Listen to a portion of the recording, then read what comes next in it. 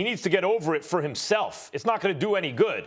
Look, the Packers didn't really do right by him but they did right by themselves, they felt, by drafting a quarterback in the first round when it looked like maybe they were one weapon away.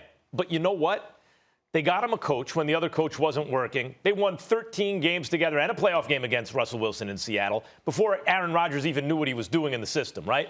Then last year, he had maybe the best year of his career in the regular season, was the MVP in a league where Tom Brady's still slinging it and Patrick Mahomes is setting the world on fire. Aaron Rodgers was MVP and deserved it. Won 13 games again, played in the NFC Championship game, and had a chance to win. He had daylight between himself and the end zone and chose, to throw it, not to run it. And then his coach, blundered. I thought that was a blunder by Aaron, then a blunder by coach, giving the ball to Tom Brady, not going for it on fourth down.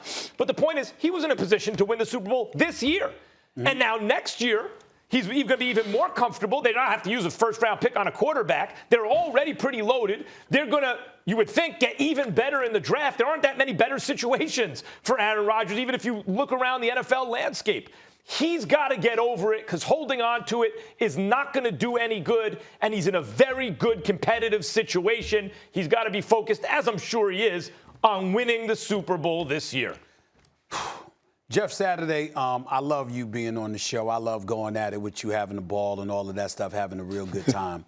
But I'm going to get real serious here because I'm not joking around. And I don't disagree. I want to give credit to Max because, Max, I'm not refuting anything you're saying on a football level. That's not where my argument is coming from. But I take this stuff with Aaron Rodgers very seriously because I remember years ago when he was told to just shut up and go play football. We run this organization, you play, and we do it. You don't treat somebody like that of his caliber.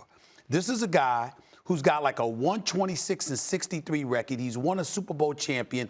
You asked him for years to carry this franchise on his back. Now, as of late, they've improved overall. You've got some weapons on the offensive side of the ball. You finally got a running game for the first time in years. Your defense has improved after stinking for so many times over the years. It got to a point with their defense, Jeff Saturday, correct me if I'm wrong.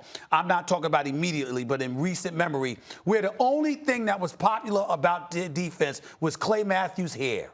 That's it. You can have him in a hair commercial. You can have him in a hair commercial. That was about it. There was nothing to brag about with their defense. Aaron Rodgers carried this franchise on his shoulders. You don't treat him that way. That's right. And there's something to be said. There's something to be said of, okay, we're talented, we're good. Yeah, we can make it here.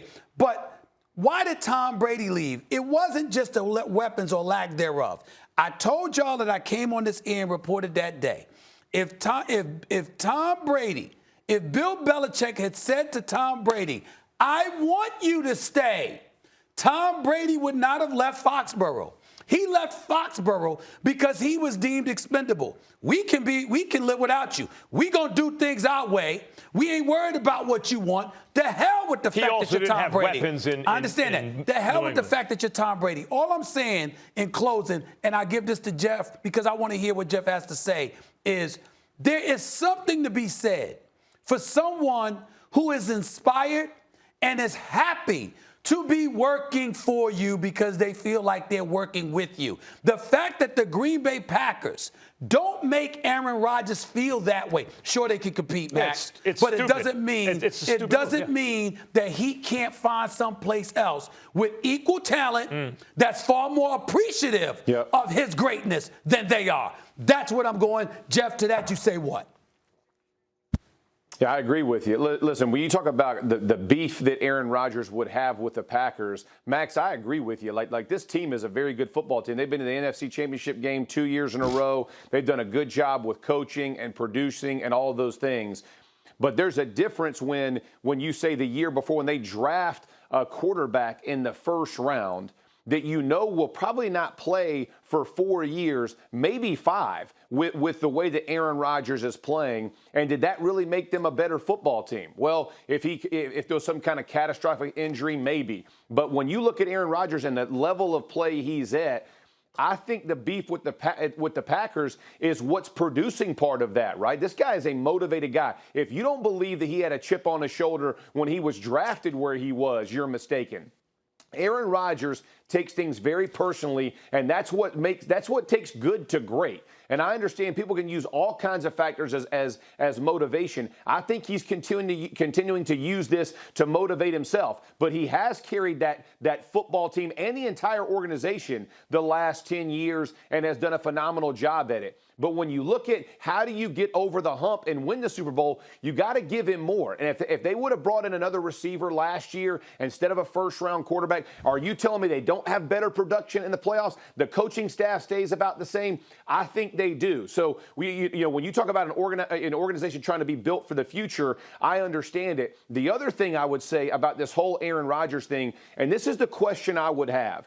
It's interesting that they restructured 6 or 7, I can't remember what it is, other players to make space. They may have went to Aaron to ask him, but not wanted to do an extension with it. Now, I don't know that to be facts, but that's normally what happens, right? When I would restructure with the Colts, when they would come to all the vets and say, hey, make this signing bonus, it's going to help us on the cap, most guys do it. But if Aaron felt like he really had the leverage and he could make the Packers show him how much they think of him in the future, he could have possibly tied like an extension on to it, right? So I'm not sure exactly how it played out, but if the Packers wanted to show him, they could have. That's my only issue is you continually get out in front of the public and say, no, we're not gonna stay committed to him. And again, you just said it. He played at an MVP caliber and deservedly won it this past year. I don't see any slippage next year. So the Jordan Love thing, it's a minimum of 3 years before he gets in. And then he's got to get accustomed to playing, and you'll have to pay him. So as I look at this, I just don't understand the thoughts of the organization. Well, and the more you go out in front of it and not give it, I think it creates issue. Thanks for watching ESPN on YouTube. For live streaming sports and premium content, subscribe to ESPN Plus.